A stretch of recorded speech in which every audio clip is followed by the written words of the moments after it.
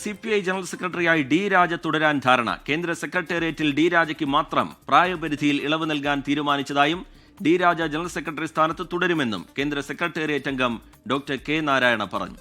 ദേശീയ executive council യോഗങ്ങൾക്ക് ശേഷമാണ് പ്രതികരണം. We have given exemption for Raja. Only 1% for exemption. Remaining no. All 75. So it was decided now. Settled.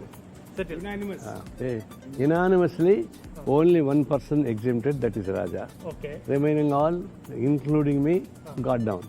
Okay. So it was decided, sir. Yes. മുമ്പോട്ട് പോകാനും നേരായ വഴി കണ്ടുപിടിക്കാനുള്ള പാർട്ടിയുടെ വഴി ചർച്ചകളാണ്.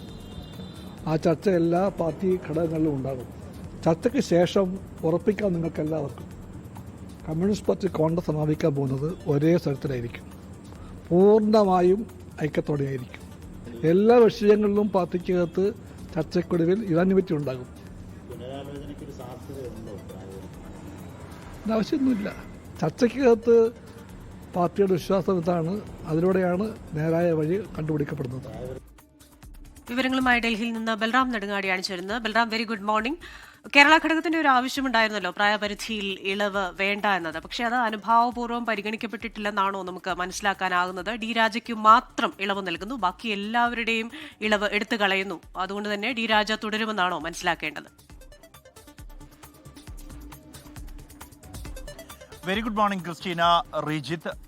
ഈ ഒരു പാർട്ടി കോൺഗ്രസ് സമ്മേളിക്കുന്ന ഘട്ടത്തിൽ തന്നെ ഏറ്റവും കൂടുതൽ ചർച്ച ചെയ്ത ഒരു വിഷയം എന്നുള്ളത് ജനറൽ സെക്രട്ടറിയായി ഡി രാജ തുടരുമോ എന്ന കാര്യമായിരുന്നു. കേരളം അടക്കമുള്ള സംസ്ഥാനങ്ങൾ പ്രായപരിധി കർശനമായി പാലിക്കണം എന്ന നിർദ്ദേശം മുന്നോട്ട് വച്ചിരുന്നു. കഴിഞ്ഞ 2 ദിവസങ്ങളിൽ നടന്ന ചർച്ചകളിലും കേരളം ശക്തമായി ഈ ആവശ്യം ഉന്നയിച്ചിരുന്നു. കേരളത്തിൽ പ്രായപരിധി മാനദണ്ഡം കർശനമായി പാലിച്ചിട്ടുണ്ട്.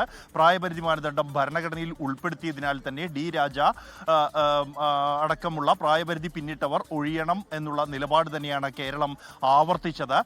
ഈ ഒരു നിലപാട് തന്നെ കേരളം ആവർത്തിക്കാൻ ഒരു പ്രധാന കാരണം രാജയെ ലക്ഷ്യം വെച്ചായിരുന്നു എന്ന വിലയിരുത്തലുകൾ ഉണ്ടായിരുന്നു. എന്നാൽ അക്കാര്യം പൂർണ്ണമായി അംഗീകരിക്കപ്പെട്ടിട്ടില്ല എന്നുള്ളത് തന്നെയാണ് ഇന്നലെ രാത്രി ചേർന്ന ദേശീയ കൗൺസിൽ യോഗങ്ങൾക്ക് ശേഷം വ്യക്തമാകുന്നത്. ജനറൽ സെക്രട്ടറി ഡി രാജയ്ക്ക് മാത്രം ഈ വിഷയത്തിൽ പ്രായപരിധിയിൽ ഇളവ് നൽകാനുള്ള ഒരു ധാരണയിലേക്ക് യോഗത്തിൽ കാര്യങ്ങൾ എത്തിയിരിക്കുന്നു. ഈ യോഗത്തിൽ വെച്ച് ഈ മറ്റ് പരിധി പിന്നിട്ട മറ്റംഗങ്ങൾ ഒഴിയാൻ താല്പര്യം അറിയിച്ചു. ഇതനുസരിച്ച് ദേശീയ സെക്രട്ടേറിയറ്റിൽ നിന്നും പ്രായപരിധി പിന്നിട്ട 4 പേർ ഒഴിയും. അതേസമയം ഡി രാജ തുടരും. അദ്ദേഹം തന്നെ ജനറൽ സെക്രട്ടറി ആകാൻ ഉള്ള ഒരു തീരുമാനവും എടുത്തിരിക്കുന്നു ദേശീയ എക്സിക്യൂട്ടീവ് യോഗത്തിൽ. മറ്റ് സെക്രട്ടേറിയറ്റ്, എക്സിക്യൂട്ടീവ് കൗൺസിൽ എന്നിവയിലെല്ലാം തന്നെ പ്രായപരിധി പിന്നിട്ട 75 വയസ്സ് പൂർത്തിയായ നേതാക്കൾ പദവി ഒഴിയും. പകരം പുതിയ ആളുകൾ ആ പദവി സ്ഥാനത്തേക്ക് എത്തും എന്ന കാര്യത്തിലും തീരുമാനമായിരിക്കുന്നു. കേരളത്തിൽ നിന്നും ദേശീയ സെക്രട്ടേറിയറ്റിലേക്ക് 2 പേർക്കുള്ള സാധ്യത നിലവിൽ നിലനിൽക്കുന്നുണ്ട്. അത് പി സന്തോഷ് കുമാർ MP കൂടാതെ പ്രകാശ് ബാബു എന്നിവർ സെക്രട്ടേറിയറ്റിൽ എത്തിയേക്കും എന്നുള്ളതാണ് സൂചന. ഒപ്പം തന്നെ ദേശീയ കൗൺസിലിൽ കേരളത്തിൽ നിന്നും 2 പേർ ഒഴിയാൻ ഈ പ്രായപരിധി മാനദണ്ഡമനുസരിച്ച് 2 പേർ ഒഴിയും. CN Jayadevan, E Chandrasekharan എന്നിവരായിരിക്കും ഒഴിയുക. പകരമായി കേരളത്തിൽ നിന്നും ഗോവിന്ദൻ പള്ളിക്കാപ്പിൽ കൂടാതെ VS സുനിൽകുമാർ എന്നിവർ ദേശീയ കൗൺസിലിലേക്ക് എത്താം എന്ന സൂചനകളാണ് നമുക്ക് ഇപ്പോൾ ലഭിക്കുന്നത്.